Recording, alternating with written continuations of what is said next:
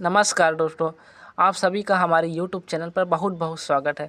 आज के इस वीडियो के माध्यम से हम क्लास 12 के केमिस्ट्री सब्जेक्ट के मॉक टेस्ट के क्वेश्चन पेपर को सॉल्व करेंगे और देखेंगे कौन कौन से क्वेश्चन आएंगे। जैसा कि आप सभी को मालूम है कि अब एग्ज़ाम के लिए करीब 1.5 से 2 महीने शेष हैं। देखिए, जो शुरुआती क्वेश्चन होंगे खंड आ के दिए गए विकल्पों में से सही उत्तर लिखिए। जो 5 मार्क्स के होंगे।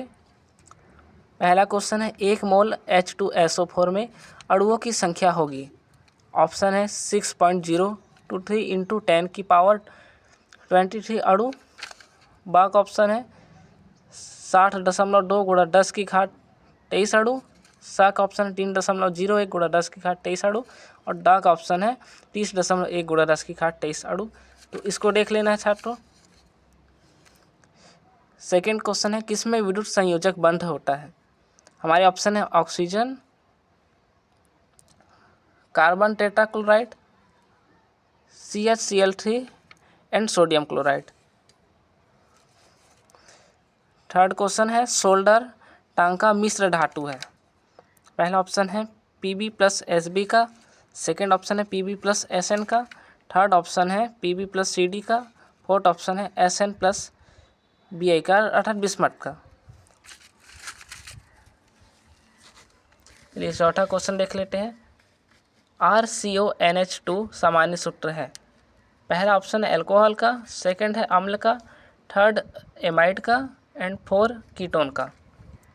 पांचवा ऑब्जेक्टिव क्वेश्चन है एल्कोहल में क्वथनांक का क्रम होता है। तो इसमें आप देख लेंगे छात्रों।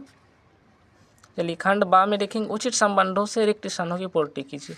कार्बन परमाणु में संयोजी इलेक्ट्रॉनों की संख्या डैश होती है। वर्गों में ऊपर से नीचे उतरने पर आयनन ऊर्जा में लगातार खाली स्थान होती जाती है। रॉकेट में ईंधन के रूप में खाली स्थान का उपयोग किया जाता है। फिनॉल का स्वभाव डैश होता है। संगमरमर का मुख्य अवयव खाली स्थान है।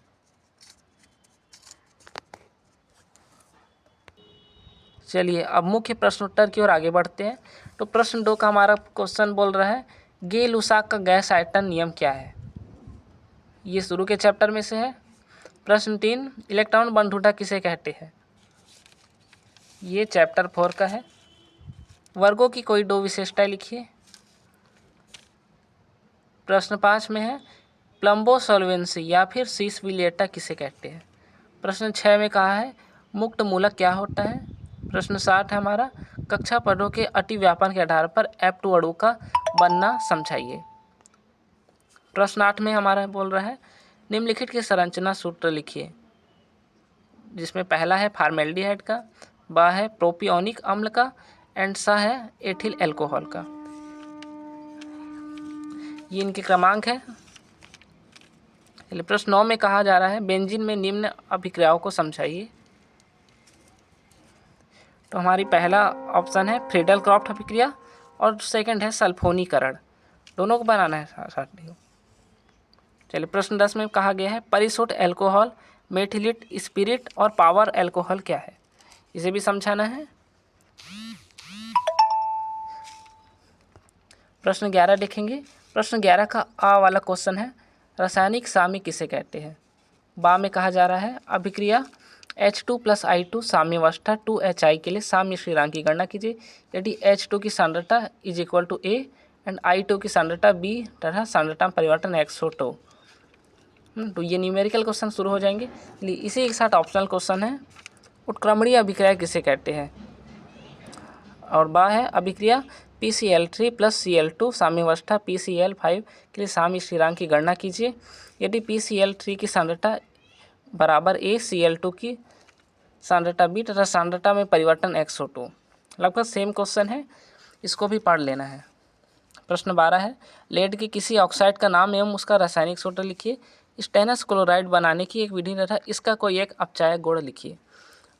इसके ऑप्शन में है लेड के सल्फाइड अयस्क का नाम एवं उसका रासायनिक सूत्र लिखिए। लिथार्ज या फिर मोर्डा संघ बनाने की एक विधि तथा इसका कोई एक रासायनिक गुण लिखिए। प्रश्न 13 की ओर आगे बढ़ेंगे। पाउली का नियम क्या है। ये मोस्ट इंपॉर्टेंट क्वेश्चन है, इसे पढ़ लेना है।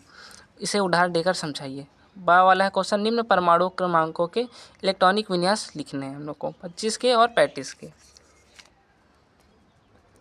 ऑप्शनल क्वेश्चन में है हुंड का नियम किसे कहते हैं, जबकि बा में है निम्न परमाणु क्रमांकों के इलेक्ट्रॉनिक विन्यास लिखिए 27 और 37।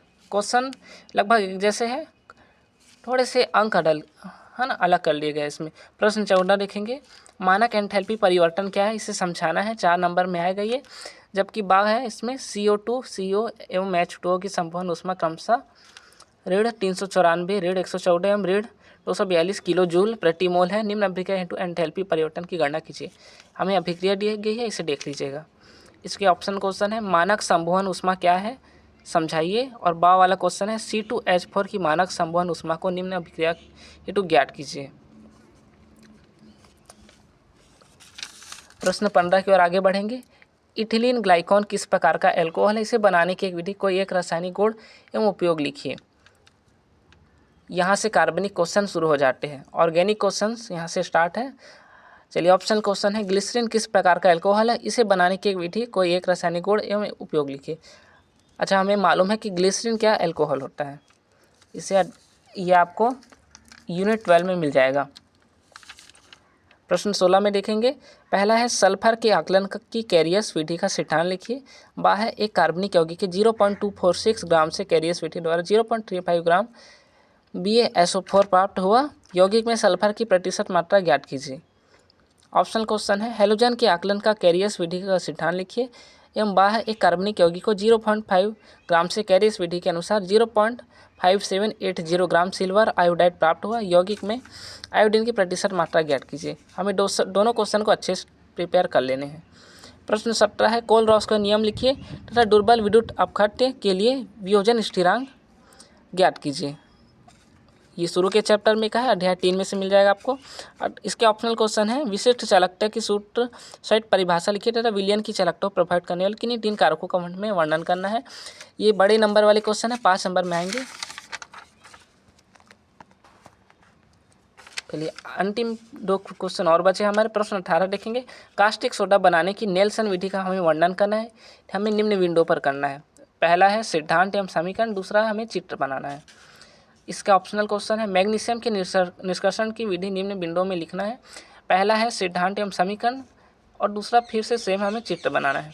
प्रश्न 19 और आखिरी क्वेश्चन है एथेन बनाने की कोल्बे विधि का वर्णन निम्न बिंदुओं में कीजिए। ऑप्शन है नामांकित चित्र, रासायनिक समीकरण और एक उपयोग के द्वारा हमें इसे समझाना है। 6 नंबर में हमें क्वेश्चन दिया जाएगा। सर ऑप्शन क्वेश्चन इथिलीन बनाने की प्रयोगशाला विधि का वर्णन निम्न बिंदुओं में करना है, नामांकित चित्र, रासायनिक समीकरण एवं एक उपयोग लिखना है।